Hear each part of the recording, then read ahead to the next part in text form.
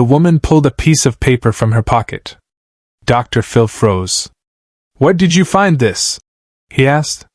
"Under the floorboards of my house," she said. "It's been there for 30 years. And the show stopped. The Dr. Phil Show. Stage 29. Another Wednesday afternoon taping. The audience settled into their seats, cameras rolling, producers checking levels in the control room. Episode 3156 in a 21-year run. Another family in crisis. Another story of secrets and pain waiting to be unpacked under the studio lights. Margaret Holloway sat in the guest chair, her hands trembling in her lap. She was 48 years old, a librarian from Des Moines, Iowa, and she looked like she hadn't slept in weeks. Dark circles under her eyes. Shoulders hunched forward. The body language of someone carrying unbearable weight. Beside her sat her daughter, Emma, 23, holding her mother's hand with white-knuckled grip. Dr. Phil sat across from them, reviewing his notes, preparing to start the segment. Standard family trauma case, according to the intake paperwork. Mother and daughter dealing with the aftermath of discovering family secrets. A house renovation revealing unexpected truths. The kind of thing the show dealt with regularly. But Dr. Phil had learned over 2 decades that paperwork never tells the whole story. "Margaret," Dr. Phil began, his voice steady and direct. "You wrote to us saying that you discovered something during a renovation of your childhood home. Something that's turned your entire understanding of your family upside down. Tell us what happened." Margaret took a shaky breath. 6 months ago, my father passed away. He left me the house I grew up in. It needed a lot of work, so I hired contractors to do some repairs. They were replacing the floor in the master bedroom and—" her voice cracked. "They found something under the floorboards." "What did they find?" Margaret reached into her jacket pocket and pulled out a small piece of paper. Even from across the stage, Dr. Phil could see it was old, yellowed with age, edges worn, creases from being folded for decades. She held it out toward him with trembling hands. Dr. Phil has seen thousands of family dramas over 20 years, but none of them started like this. A woman showed him a note she found while tearing up her house's floorboards, and Dr. Phil said, "Stop the cameras." Dr. Phil stood up and walked over to Margaret. He took the paper carefully, handling it like the fragile artifact it was. His eyes scanned the handwritten words. His expression changed instantly. The professional distance vanished. His jaw tightened. His eyes widened slightly. "Margaret," he said quietly, "who else has seen this?" "Just me. And Emma. And the contractor who found it, but he didn't really read it. I asked him not to." Dr. Phil looked at the paper again, then at Margaret, then at the audience. "Hold on," he said, his voice sharp. "Hold on. Stop the tape. Stop rolling." The studio fell into confused silence. Cameras kept running, they always did during "Stop the tape" moments, but the energy shifted instantly. The audience leaned forward. Emma gripped her mother's hand tighter. The producers in the control room started talking urgently into their headsets. Dr. Phil turned to his senior producer, Carla, who stood just off stage. "Carla, I need you to do something right now. I need you to get our genealogist on the phone. Jennifer. Get her on the line immediately. And I need our legal team to review something." Carla's eyes widened, but she moved quickly. She knew that tone. Something was wrong. Dr. Phil turned back to Margaret. "Before we go any further, I need to ask you some very specific questions.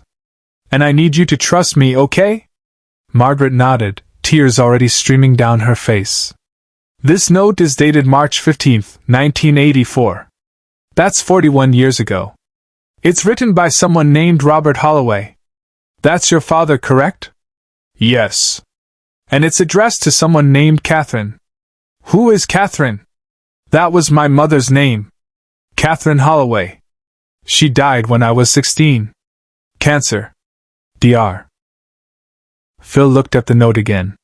His hands were completely still now, but his mind was clearly racing. Margaret, what this note says, have you verified any of this? Have you done any research, any investigation into whether what's written here is true? I don't know how to verify it, Margaret said, her voice breaking. That's why I came to you. I don't know what to do with this information. I don't know if it's real. I don't know if I should believe it or burn it and pretend I never saw it. Emma spoke up for the first time, her voice young and frightened. Dr. Phil, what does the note say? My mom won't let me read the whole thing. She just told me it was about family secrets. Dr. Phil looked at Emma, then at Margaret, making a decision. I'm going to read part of this note out loud. If at any point you want me to stop, Margaret, you tell me. Okay? Margaret nodded. Dr. Phil held up the paper so the audience could see it was real, aged, handwritten, not a prop. Then began to read. Katherine, I can't carry this lie anymore. Every day I look at Margaret, and I see her real father's eyes. She deserves to know the truth. You made me promise to never tell her, and I've kept that promise for 8 years, but it's killing me. She's not mine. We both know it. And the man who is her real father deserves to know she exists. His name needs to be said out loud.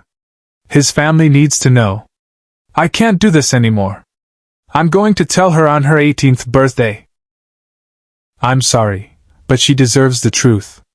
Robert. The studio erupted. Not in applause or gasps, but in that collective sharp intake of breath that happens when 300 people simultaneously realize they're witnessing something profound and painful. Margaret was crying openly now, her hands covering her face. Emma stared at Dr. Phil in shock, trying to process what she just heard. Dr. Phil sat down slowly, still holding the note. Margaret, your father wrote this note when you were 8 years old. He hid it under the floorboards of the bedroom he shared with your mother. And then he never told you. You said your mother died when you were 16? Yes. Breast cancer. She fought for 2 years. And your father? He raised me alone after that. He was a good father. Quiet, but loving. We were close. He never remarried. He died 6 months ago. Heart attack. Sudden. Dr. Phil was quiet for a moment, processing. Did he ever tell you about this? Did he ever mention anything about your paternity? Never. Not once. I had no idea.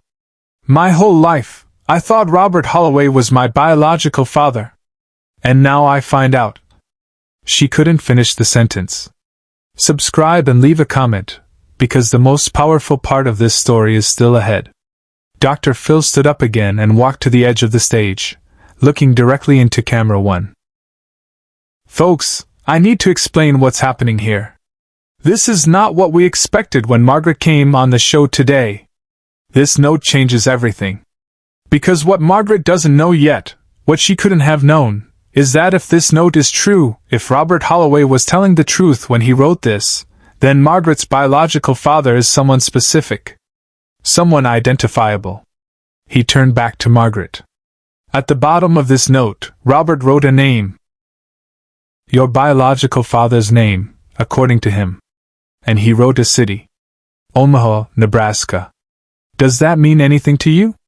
Margaret shook her head, confused. No. We never lived there. My parents lived in Des Moines their entire lives. But your mother didn't grow up in Des Moines, did she? Margaret blinked. No. She grew up in, oh my God. She grew up in Omaha. How did you know that? Because it's in your intake paperwork. Basic family history. And Margaret, if what this note says is true, then your biological father was a man named David Morrison. Does that name mean anything to you? No. I've never heard that name. Dr. Phil looked at Carla off stage. Did you get Jennifer on the phone? Carla nodded, holding up a cell phone. She's on speaker. Dr. Phil took the phone. Jennifer, it's Phil. I need you to do an emergency genealogical search. I'm going to give you a name. David Morrison, Omaha, Nebraska. would have been in his mid-20s around 1983 or 1984. I need to know if he's alive, where he is, and if he has any family. How fast can you do this? Jennifer's voice came through the speaker, professional and efficient. If he has any online presence or public records, I can have preliminary information in 20 minutes. Full background in an hour. Do it. And Jennifer, this is priority 1. Drop everything else. He hung up and turned back to Margaret. Here's what's going to happen. We're going to take a short break. I'm going to have our team do some research. And then we're going to figure out together what you want to do with this information. Because Margaret, if David Morrison is alive, if he's still in Omaha or anywhere else, you have a choice to make. Do you want to find him? Do you want to know who your biological father is? Margaret stared at Dr. Phil, overwhelmed. I don't know. This is insane. 6 hours ago, I was a librarian from Des Moines with a normal life. And now you're telling me my entire childhood was a lie? Not a lie, Dr. Phil said gently. A secret. There's a difference. Robert Holloway raised you. He loved you. That's clear from this note. He was torn apart by keeping this secret. But he did keep it. And now you get to decide what to do with the truth he never gave you. Dr. Phil paused mid-sentence. The studio went completely silent.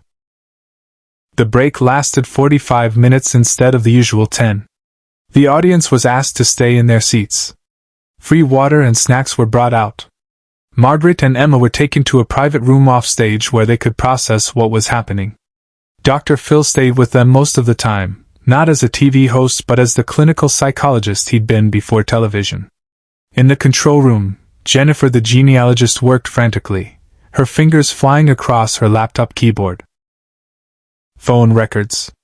Social media. Obituaries. Census data.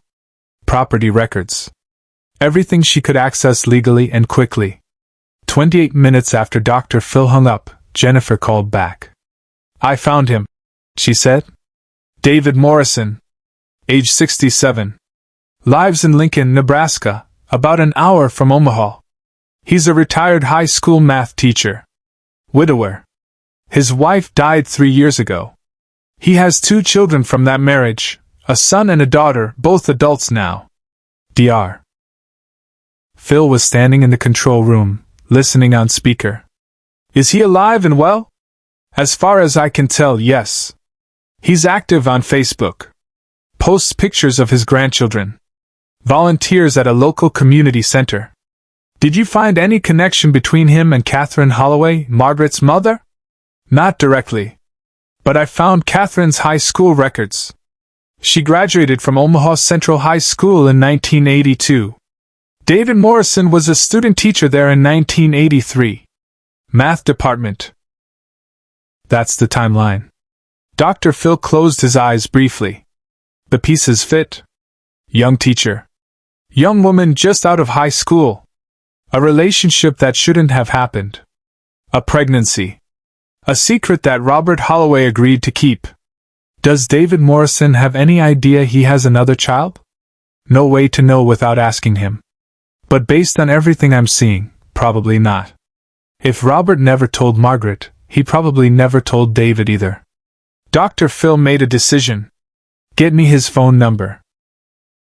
Now. Off camera, Dr. Phil made a choice no producer expected.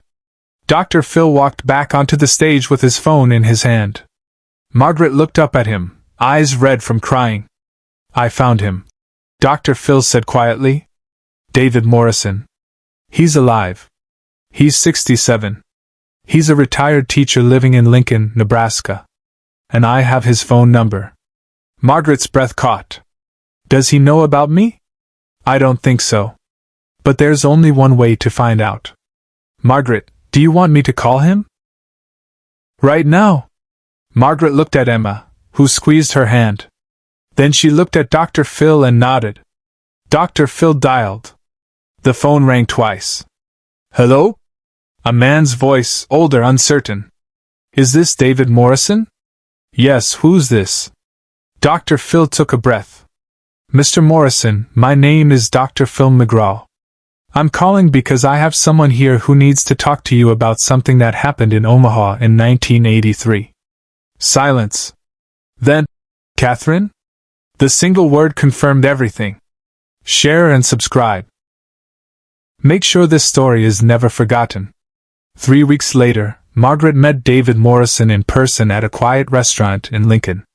He brought photographs of her mother, pictures Margaret had never seen. Pictures of them together, young and in love, before everything fell apart.